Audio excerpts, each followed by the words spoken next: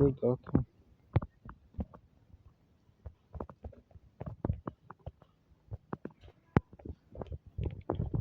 Ayağını sıralı edirlər. O operatoru artist eləyirlər.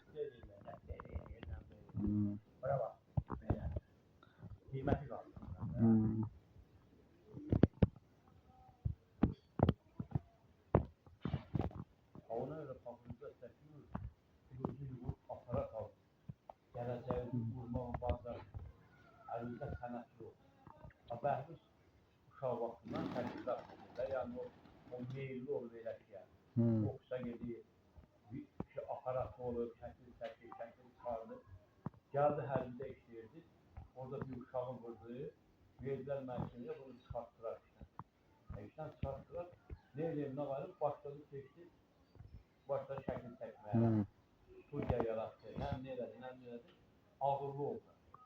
Dədəsi də dəstək oldu. Özünün də ağırlı oldu. Gəldi buraya. Bu stadionu aldı orada. İş kurdu özünə.